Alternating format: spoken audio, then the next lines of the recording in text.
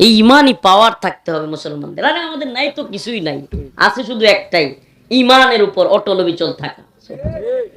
আমাদের নাই তো কিছুই নাই, আমরা জানি আমাদের কামান বিমান রকেট লঞ্চার এগুলো নাই, কিন্তু মোল্লারা দাঁড়ায় গেলে America, Britain, France, Germany, Soviet সহ সবগুলো নাকে খত দিয়ে আফগানিস্তান থেকে পালা।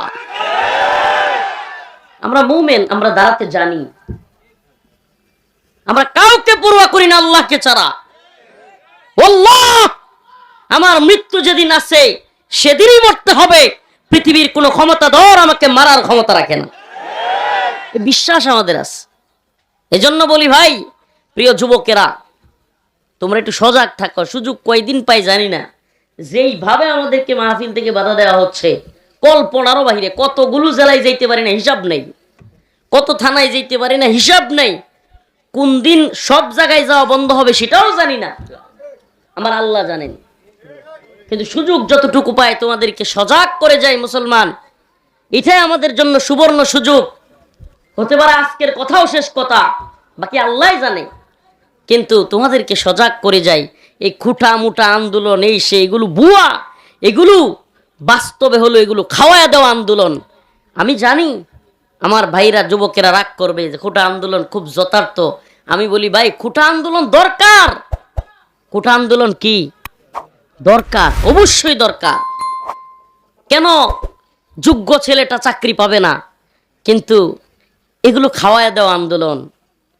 যখন আমাদের বাংলাদেশের বুক ছিঁড়ে অন্য একটি দেশ রেলগাড়ি নিয়ে যায়, তখন সেটাকে ডাউন করে দেওয়ার জন্যই আরো কত ইস্যু যে সামনে আসবে সেটার কোনো শেষ নেই।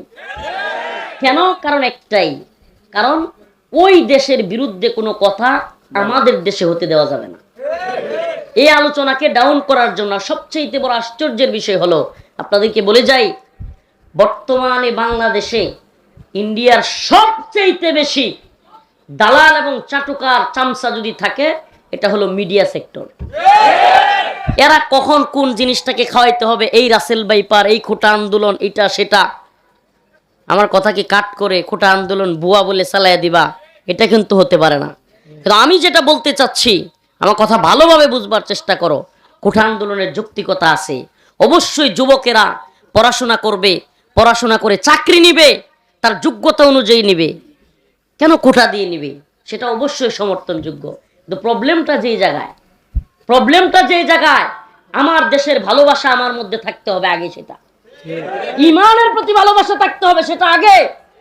আমার মধ্যে যদি এই গায়রত না থাকে, ভাই আপনি যে চুক্তি করলেন, চুক্তির মধ্যে তো লেখাই নাই যে এই যে ত্রিপুরা আছে বা এই যে 7 সিস্টার, যেগুলো ত্রিপুরা, নাগাল্যান্ড, আসাম, মেঘালয় কিংবা আরো যে 2-1টা রাজ্য আছে, আপনি ভারতের মূল রাষ্ট্র থেকে, মূল রাজ্য থেকে এই রেলগাড়ি দিয়ে অস্ত্র নিয়ে এইসব রাষ্ট্রে বিদ্রোহ দমন করবেন না, এটা তো চুক্তিতে লেখা নেই। আমার কথা মনে বুঝতেছেন না আপনারা? এই রেলগাড়ি দিয়ে প্রশাসনিক জিনিসপত্র যাবে না, এটা লেখা আছে?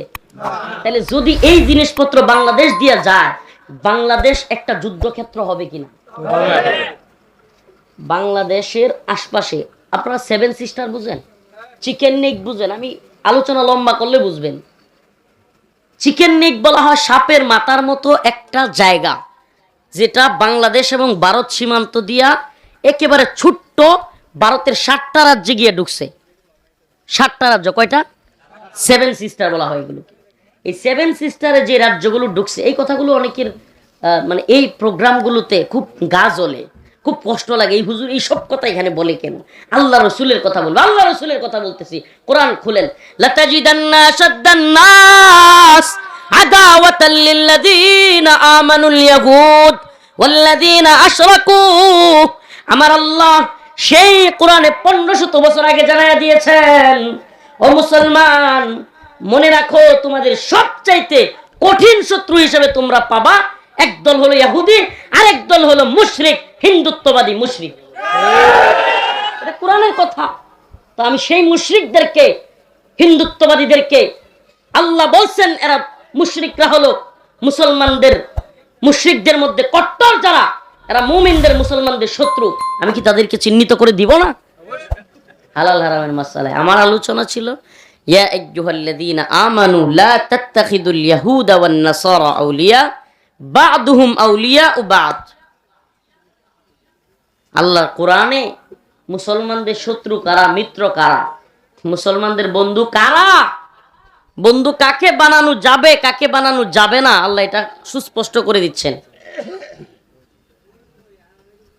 যারা তার কাটার বেড়ার মধ্যে আমাদের লাশগুলো ঝুলিয়ে রেখে বাংলাদেশে এসে রাজধানীতে বসে বুক ফুলিয়ে বলে যাদেরকে তার কাটায় ঝুলানো হয়, গুলি করে মারা হয়, এরা অপরাধী, এদেরকে আমরা আজ বড় বন্ধু মনে করি।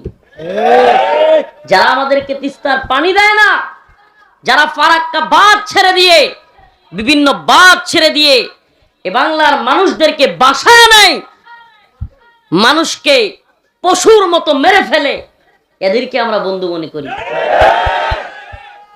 যাদেরকে আমরা সব দিতে চাই, রেল লাইন নিতে চাও নাও, কয় রেল লাইন বাংলাদেশে নিলে, বাংলাদেশের রেল লাইন নিলে তারা বাংলাদেশের ক্ষতি কি? যেই মহিলা, যেই লোক এই কথা বলতে পারে যে রেল লাইন ঢুকলে ক্ষতি কি বাংলাদেশ দিয়া আরেক দেশের, এত আরেকদিন বইলা বসবে যে বাংলাদেশ নিয়ে গেলেই ক্ষতি কি? সমস্যা কি? আমরা বিরাট বড় রাষ্ট্রের নাগরিক হইলাম, কি মজা, কত মজা না, কত মজা না। বলতাম না, এই স্বল্প মানুষের মধ্যে এত গুরুত্বপূর্ণ কথাগুলো বলতাম না, কিন্তু বলতেছি কেন জানেন? আপনারা সীমান্তের লোক, আমি এখান থেকে বের হয়ে বিবাড়িয়া পর্যন্ত যেতে পারবো কিনা এটা আমার মাওলা জানে, কুছ পরোয়া নেই আল্লাহ। আমি কোনো চিন্তাও করি না কোনো সময়, কতদিন আসি, কয়টা খাইতে পারবো, কয়দিন যাবে না যাবে, এটা কার পক্ষ থেকে ফাইসালা? এদের কোনো ক্ষমতা আছে? আল্লাহু লা ইলাহা ইল্লা হুয়াল হাইয়ুল কাইয়্যুম হুয়াল আউয়াল ওয়াল আখির ওয়াজ যাহির হুয়াল আউয়াল ওয়াল আখির ওয়াজ যাহির ওয়াল বাতিন তাবারাকাল্লাযী বিয়াদিহিল মুলক وهو على كل شيء قدير قل اللهم مالك الملك تؤتي الملك من تشاء وتنزع الملك ممن تشاء وتعز من تشاء وتذل من تشاء بيدك الخير إنك على كل شيء قدير। আল্লাহর বরত্বের গান কতক্ষণ গাইলাম। আল্লাহ বলতেছেন হুয়াল আউয়াল, তিনি প্রথম, ওয়াল আখির, তিনি শেষ, ওয়াজ যাহির, তিনি প্রকাশ্য, ওয়াল বাতিন, তিনি গোপনে আছেন। সব জায়গায় যে আল্লাহ আছে তারই তো ভয় করব। সুবহানাল্লাহ। এই ঈমানি পাওয়ার থাকতে হবে মুসলমানদের। আরে আমাদের নাই তো কিছুই নাই, আছে শুধু একটাই, ঈমানের উপর অটল অবিচল থাকা। আমাদের নাই তো কিছুই নাই, আমরা জানি আমাদের কামান বিমান রকেট লঞ্চার এগুলো নাই, কিন্তু মোল্লারা দাঁড়ায় গেলে America, Britain, France, Germany, Soviet সহ সবগুলো নাকে খত দিয়ে আফগানিস্তান থেকে পালা। আমরা মুমিন, আমরা দাঁড়াতে জানি, আমরা কাউকে পরোয়া করি না আল্লাহকে ছাড়া। আল্লাহ, আমার মৃত্যু যেদিন আছে সেদিনই মরতে হবে, পৃথিবীর কোনো ক্ষমতাধর আমাকে মারার ক্ষমতা রাখে না, বিশ্বাস আমাদের আছে। এজন্য বলি ভাই, প্রিয় যুবকেরা, তোমরা একটু সজাগ থাকো। সুযোগ কয়দিন পাই জানি না, যেইভাবে আমাদেরকে মাহফিল থেকে বাধা দেওয়া হচ্ছে কল্পনারও বাহিরে। কতগুলো জেলায় যাইতে পারি না হিসাব নেই, কত থানায় যাইতে পারি না হিসাব নেই, কোন দিন সব জায়গায় যাওয়া বন্ধ হবে সেটাও জানি না, আমার আল্লাহ জানেন। কিন্তু সুযোগ যতটুকু পায় তোমাদেরকে সজাগ করে যাই মুসলমান, এটাই আমাদের জন্য সুবর্ণ সুযোগ। হতে পারে আজকের কথাও শেষ কথা, বাকি আল্লাহ জানে, কিন্তু তোমাদেরকে সজাগ করে যাই। এই খুঁটা মুটা আন্দোলন, এই সে, এগুলো ভুয়া, এগুলো বাস্তবে হলো এগুলো খাওয়ায়া দেওয়া আন্দোলন। আমি জানি আমার ভাইরা যুবকেরা রাগ করবে যে কোটা আন্দোলন খুব যথার্থ। আমি বলি ভাই, কোটা আন্দোলন দরকার। কোটা আন্দোলন কি দরকার? অবশ্যই দরকার। কেন যোগ্য ছেলেটা চাকরি পাবে না? কিন্তু এগুলো খাওয়ায়া দেওয়া আন্দোলন। যখন আমাদের বাংলাদেশের বুক ছিঁড়ে অন্য একটি দেশ রেলগাড়ি নিয়ে যায়, তখন সেটাকে ডাউন করে দেওয়ার জন্যই আরো কত ইস্যু যে সামনে আসবে সেটার কোনো শেষ নেই। কেন? কারণ একটাই, কারণ ওই দেশের বিরুদ্ধে কোনো কথা আমাদের দেশে হতে দেওয়া যাবে না। এই আলোচনাকে ডাউন করার জন্য সবচেয়ে বড় আশ্চর্যের বিষয় হলো, আপনাদেরকে বলে যাই, বর্তমানে বাংলাদেশে ইন্ডিয়ার সবচেয়ে বেশি দালাল এবং চাটুকার চামচা যদি থাকে, এটা হলো মিডিয়া সেক্টর। এরা কখন কোন জিনিসটাকে খাওয়াইতে হবে, এই রাসেল বাইপার, এই কোটা আন্দোলন, এটা সেটা, আমার কথা কি কাট করে কোটা আন্দোলন বুয়া বলে চালাইয়া দিবা, এটা কিন্তু হতে পারে না। কিন্তু আমি যেটা বলতে চাচ্ছি, আমার কথা ভালোভাবে বুঝবার চেষ্টা করো। কোটা আন্দোলনের যৌক্তিকতা আছে। অবশ্যই যুবকেরা পড়াশোনা করবে, পড়াশোনা করে চাকরি নিবে, তার যোগ্যতা অনুযায়ী নিবে। কেন কোটা দিয়ে নিবে? সেটা অবশ্যই সমর্থনযোগ্য। কিন্তু প্রবলেমটা যেই জায়গায় আমার দেশের ভালোবাসা আমার মধ্যে থাকতে হবে আগে, সেটা ইমানের প্রতি ভালোবাসা থাকতে হবে, সেটা আগে। আমার মধ্যে যদি এই গায়রত না থাকে, ভাই আপনি যে চুক্তি করলেন, চুক্তির মধ্যে তো লেখাই নাই যে এই যে ত্রিপুরা আছে বা এই যে 7 সিস্টার, যেগুলো ত্রিপুরা, নাগাল্যান্ড, আসাম, মেঘালয় কিংবা আরো যে 2-1টা রাজ্য আছে, আপনি ভারতের মূল রাজ্য থেকে এই রেলগাড়ি দিয়ে অস্ত্র নিয়ে এইসব রাষ্ট্রে বিদ্রোহ দমন করবেন না, এটা তো চুক্তিতে লেখা নেই। আমার কথা মনে বুঝতেছেন না আপনারা? এই রেলগাড়ি দিয়ে প্রশাসনিক জিনিসপত্র যাবে না, এটা লেখা আছে। তাহলে যদি এই জিনিসপত্র বাংলাদেশ দিয়ে যায়, বাংলাদেশ একটা যুদ্ধক্ষেত্র হবে কিনা? বাংলাদেশের আশপাশে আপনারা 7 সিস্টার বুঝেন, চিকেন নেক বুঝেন, আমি আলোচনা লম্বা করলে বুঝবেন। চিকেন নেক বলা হয় সাপের মাথার মতো একটা জায়গা, যেটা বাংলাদেশ এবং ভারত সীমান্ত দিয়া একেবারে ছোট্ট ভারতের 7টা রাজ্যে গিয়ে ঢুকছে। 7টা রাজ্য, কয়টা? 7 সিস্টার বলা হয় এগুলো। এই 7 সিস্টারে যে রাজ্যগুলো ঢুকছে, এই কথাগুলো অনেকের মানে এই প্রোগ্রামগুলোতে খুব গা জ্বলে, খুব কষ্ট লাগে। এই হুজুর এই সব কথা এখানে বলে কেন? আল্লাহ রসুলের কথা বলবো, আল্লাহ রসুলের কথা বলতেছি। কোরআন খুলেন, লাতাজিদান্না শাদ্দান নাস আদাওয়াতাল লিল্লাযিনা আমানুল ইয়াহুদ ওয়াল্লাযিনা আশরাকু। আমার আল্লাহ সেই কোরআনে 1500 বছর আগে জানায়া দিয়েছেন, ও মুসলমান মনে রাখো, তোমাদের সবচাইতে কঠিন শত্রু হিসেবে তোমরা পাবা, একদল হলো ইহুদি, আরেক দল হলো মুশরিক, হিন্দুত্ববাদী মুশরিক। এটা কোরআনের কথা।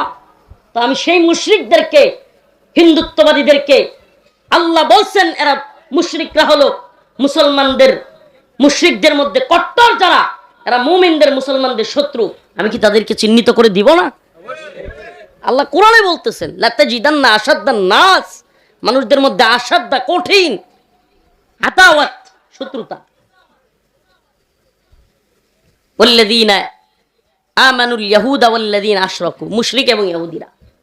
তাহলে দেখেন না আপনি, আমাদেরকে কিচ্ছু দেওয়ার খবর নেই। আরে মিয়া, আপনি যে ব্যক্তি যে দলই করেন, আপনার মধ্যে দেশ ইসলামের প্রতি ভালোবাসা, দেশের প্রতি আছে তো? আমার প্রশ্ন আপনাকে মিয়া, আপনি একটু গায়রতওয়ালা নিয়ে চিন্তা করেন।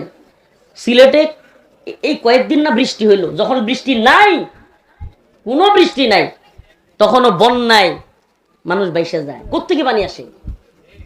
আপনি আমাকে যতটুকু পানি দেওয়া দরকার ততটুকু দেন না। আমার যখন পানি দরকার, আমার জমিনগুলো শুকায় যাচ্ছে, মরে যাচ্ছে, তখন আপনি পানির বাঁধগুলো আটকে রাখেন। আর আমার যখন পানির দরকার নাই, সব বাঁধ একসাথে ছেড়ে দিয়ে আমাকে বানরের মতো, শুকরের মতো, গরু ছাগলের মতো মেরা ফেলেন। এই কি বন্ধুত্ব মিয়া? এটা বন্ধুত্ব নয়, এটা প্রভুত্ব।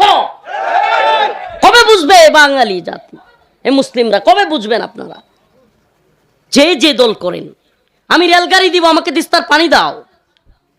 আমি তোমার সীমান্তে কখনো গুলি করে আমার কোনো বিজিবি জওয়ান ভারতীয় নাগরিককে মারে না, আমাকে কেন মারবা তুমি? আমার বিজিবির ভাইকে অন্য বিজিবির সদস্যরা কাঁধে করে লাশ নিয়ে আসতে হয়, জবাব চাওয়ার মতো কেউ নাই। সহ্য করা যায় না, সহ্য করা যায় না। কত লাশ আমরা কাঁধে তুলবো, কত ফেলানি হত্যা হবে, আর আমাদের কাঁটাতারের বুক ছিঁড়ে ভারতীয় রেলগাড়ি ঢুকে যাবে বাংলাদেশে, আর আমরা চুপচে চুপচে দেখবো। মুসলমান মারা যেতে পারি কিন্তু দেখতে পারবো না। এই হিম্মত লাগবে, গায়রত দরকার মুসলমানদের মধ্যে, এই গায়রত দরকার। ও প্রিয় মুমিন, ইমানের তাকাজা এটা। তুমি কল্পনাও করতে পারবা না তুমি কিসের নামাজ পড়লা, কিসের রোজা রাখলা, তুমি কল্পনাও করতে পারবা না 4 দিন পরে তোমার মসজিদগুলোতে হামলা করে তোমাকে নামাজ পড়া কাশ্মীর, আসাম কিংবা বিভিন্ন রাজ্যে বুলডোজার দিয়ে ভেঙে দিচ্ছে, কিছু করতে পারবা না। তুমি কল্পনাও করতে পারবা না এখন থেকে সচেতন না হলে। আরে সমানে সমানে অধিকার থাকবে, গিভ এন্ড টেক, কিছু দিবা কিছু নিবা, সব আমার কাছ থেকে নিবা আর আমাকে মারবা, এটা হতে পারে না। এটা বন্ধুত্ব বলে না ভাই। এজন্যই আয়াতে কারিমা তিলাওয়াত করেছি, ইয়া আইয়ুহাল্লাযীনা আমানু, হে ঈমানদাররা, লা তাত্তাখিদুল ইয়াহুদা ওয়ান নাসারা আউলিয়া, তোমরা ইহুদি খ্রিস্টানদেরকে বন্ধু বানায়ো না। কি বানায়ো না? ইহুদি খ্রিস্টানদেরকে বন্ধু বানায়ো না, মুশরিকদেরকে বন্ধু বানায়ো না। আল্লাহর সাথে যারা শরীক করে, শিরিক করে, এরা মুসলমানদেরকে কেন দেখতে পারে না? কারণ হলো তারা আল্লাহর শত্রু। মুমিনরা কি আল্লাহর শত্রু না বন্ধু? মুমিনরা আল্লাহর বন্ধু আর মুশরিকরা আল্লাহর শত্রু। এটা ঈমানের তাকাজা, এটা ঈমানের তাকাজা। আমরা একজন অন্য ধর্মাবলম্বীকে মেরে ফেলতে এখনই বলি না যে দেশ থেকে তারা এদের, সেটাও বলি না, তারা অবশ্যই থাকবে, আমরা বলি না। কিন্তু আমাদের অধিকার খর্ব করে, আমাদেরকে লাঞ্ছিত করে, আমাদেরকে সীমান্তে হত্যা করে, আমাদের বুকের উপর দিয়ে রেললাইন নিয়ে এটাকে বলবে ক্ষতি কি? এর চাইতে বড় লজ্জাজনক, এর চাইতে বড় লাঞ্ছনাজনক কথা হইতে পারে? আল্লাহ পাক আমাদের সবাইকে বোঝার তৌফিক দান করুক, আমল করার তৌফিক দান করুক। প্রিয় যুব সমাজ, সচেতন করি তোমাদেরকে ভাই। শ্রুতে গা ভাসাইয়া দিও না, হুজুকে মাতাল হয়ে যাইও না। হ্যাঁ রে, কি একটা অবস্থা! রাসেল ভাইপার ঢুকে গেছে। কইতে ঢুকলো? ওই টিভি চ্যানেল গুলার ঘরে ঘরে ঢুকে গেছে সাপ। এখন হঠাৎ করে কি ঢুকছে? খুঁটা আন্দোলন। শুনেন, আরো দেখলাম আজকে সিলেটের একজন আলেম রেজাউল করিম আবরার ভাইয়ের পোস্টে দেখলাম এক বদমাশ রাসূলকে নিয়ে কটূক্তি করেছে। ইস্যুর পর ইস্যু আসতে থাকবে। আপনি দেখবেন এমন কোন ইস্যু নাই, জানে ওদের যে মাস্টার মাইন্ড যারা আমাদেরকে নিয়ন্ত্রণ করে, আমাদেরকে বুঝেন, মানে পুরো রাষ্ট্রযন্ত্রকে যারা নিয়ন্ত্রণ করতেছে বর্তমানে, ওদের দালালগুলো, ওই দালালগুলো আমাদের মন মানসিকতা বুঝে, যে আমাদের মন মানসিকতা কি কি কি করতে পারি, আমরা কোনটাতে গা বাসাবো, এটা কারা জানে? ওরা জানে। তো এরা একটার পর একটা ইস্যু। খাবেন না? কয়টা খাবেন না আপনি? ইস্যুর পর ইস্যু। রাসেল ভাইপার খাবেন না, খুঁটা আন্দোলন খাবেন না, রসুলরে কটূক্তি করলে তারপরেও খাবেন না। নাউজুবিল্লাহ। তারপরে তো আপনাকে এই ইস্যুর কথা বলতেই হবে। এইভাবে একটার পর একটা ইস্যু দিয়ে আমাদেরকে যেভাবেই হোক ওই ইস্যুগুলোতে রাখবে। কিন্তু জাতি যখন জাগ্রত হচ্ছে যে না, ভারতের রেল লাইন আমাদের উপর দিয়ে যাবে, এটা হতে পারে না। এই ইস্যুতে কোনোভাবে কথা বলতে দেওয়া যাবে না। এই ইস্যু থেকে সরায় রাখতে হবে। কি করতে হবে? আমি বলতে চাই, সচেতন ভাইরা, যে দল করেন, প্লিজ সীমান্ত অঞ্চলের মানুষ সাবধানে থাকেন। মনে করেন না কিছু টাকা পয়সা হয়ে গেছে, আমি অমুক